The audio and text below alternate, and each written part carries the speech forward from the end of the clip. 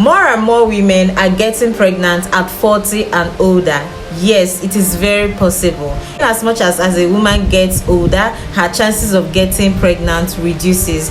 But I've seen women at 40, 45 getting pregnant naturally and having healthy babies. It is very possible. Now in this video, I'm going to be giving out tips on how to get pregnant at 40 and older, or rather how to get pregnant from 35 and older. Hello everyone, what's up and welcome back. This is Everything Health with Nurse Dara. In this channel we get to discuss different topics related to health. If you're seeing this face for the first time, I am Nurse Chidera Cynthia. I'm a registered nurse, registered midwife, registered public health nurse, and a Bachelor of Nursing Science degree holder, currently practicing here in Nigeria. If you're interested in this topic, keep watching.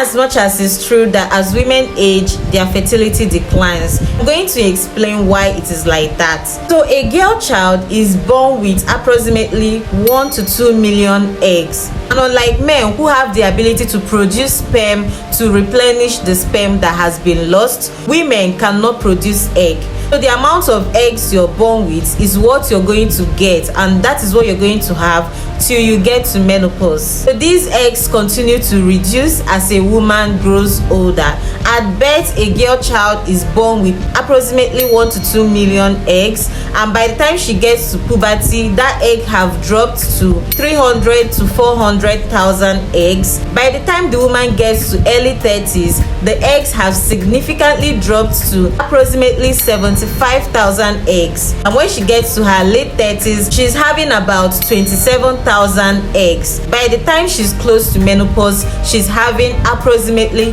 1,000 eggs. So the eggs continue to reduce, the quality continues to reduce as the woman gets older. That is why people say things like a woman have a biological clock. But then in this video, I'm going to give you guys the tips on how to get pregnant at 40 and older. Yes, it is very possible. You can achieve it if you follow these tips that I'm about to give to you. The first one is to run a standard fertility test. It will be wise for you to run this standard fertility test and be sure everything is actually okay with your hormones and other things to rule it out from being a problem. Some of these tests include complete hormonal assay. This involves blood tests to check if everything is okay with your hormones. You're going to do tests like FSH and LH. FSH and LH are reproductive hormones that shows the communication between the brain and the ovaries, to be sure your brain is actually communicating with your ovaries to release eggs. Then there are other tests like prolactin, progesterone, estrogen, thyroid function test, testosterone, and the rest of them. Then other tests includes HSG, hysterosalpingogram. That procedure is going to be carried out to check the patency of the fallopian tubes, to be sure the fallopian tubes are open and there are no blockages in the fallopian tube. This is essential because if there is any blockage there in the fallopian tube, it's going to prevent the sperm from getting through it to the egg to fertilize the egg. And other tests includes pelvic ultrasound scan. It's also going to be done to check the uterus, the fallopian tubes, the ovaries, check for PCOS, check for fibroids, endometriosis, polyps, and all of that. Then cervical exam is going to be done to check if the cervix is actually patent. The cervix is the organ that connects the vagina to the uterus. If the cervix is tightly closed, there is no way sperm will be able to pass through it and get to the fallopian tube to look for the egg and fertilize the egg. So cervical exam is also very important to be sure it is actually patent. Then transvaginal scan is also going to be done to check the patency of the cervix, the uterus, the fallopian tubes, and also the ovaries. I have a detailed video where I explained the standard fertility test to run when you're trying to conceive. So you can go through that video and know all the tests. I listed them in details that you're supposed to run and the test results. I also gave the normal values. So when you run the test, you can refer to that video and cross-check with the results you got to know if everything is okay. I'm going to leave a link to that video somewhere above so you can just go through it. The second tip I would like to talk about is seminal fluid analysis. It would be a wise decision to get your partner to run a seminal fluid analysis and be sure his sperm is okay, the motility, the morphology, everything about the sperm count is okay. So you won't be wasting your time trying to get pregnant with a sperm that cannot get you pregnant,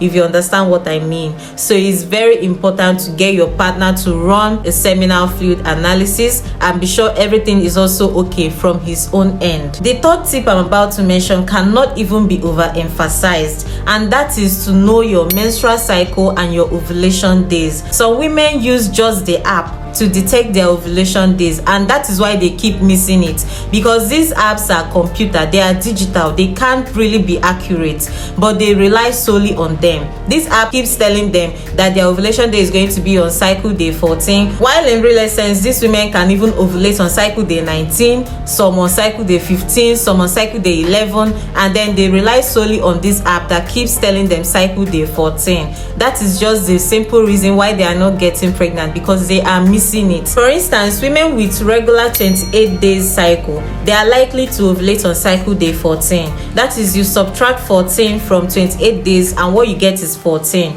Then you add plus or minus 2. That is 2 before day 14 and 2 after day 14, making it 12, day 13, day 14, day 15, and day 16. These 5 days are the days that she is most fertile. That means she can get pregnant if she have unprotected sexual intercourse within these 5 days. That is a simple way to calculate your ovulation day for women with regular cycles. That is, whatever cycle length you get, you subtract 14 from it, then what you get, you add plus or minus 2. 2 before that day and 2 after that day.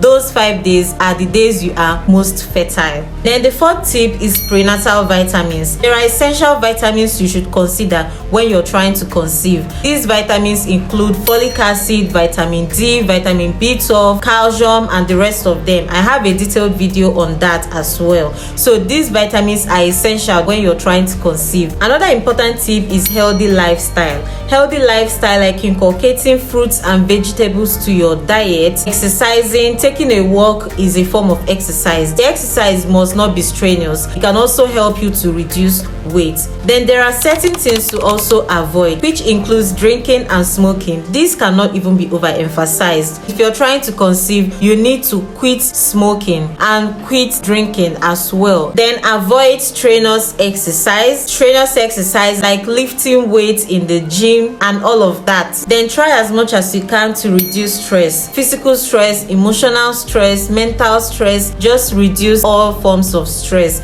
as much as you can. Try to get some rest. Don't beat yourself up for having difficulty with conceiving. Just take it easy with yourself. It is going to happen at the right time. Just try as much as you can to reduce stress and live your life one day at a time. Then last but not the least, I'm going to talk about the procedure that can help you get pregnant. That is IVF, in vitro fertilization. This is when a semen is collected from your partner and an egg is collected from you, and they are both put in a dish in the lab where the fertilization will occur. Then after fertilization occurs, this fertilized egg, which is then the zygote, will be transferred into the woman for implantation to occur and then for it to grow into a baby. That is IVF, in vitro fertilization. I'm going to leave a link to all the videos I made on most of the tips I talked about in this video in my description box, so you can go there and check them out. With this, we've come to the end of this video. If you enjoyed watching, please do well to give this video a huge thumbs up, subscribe to my channel, leave a comment in the comment section if you have any questions,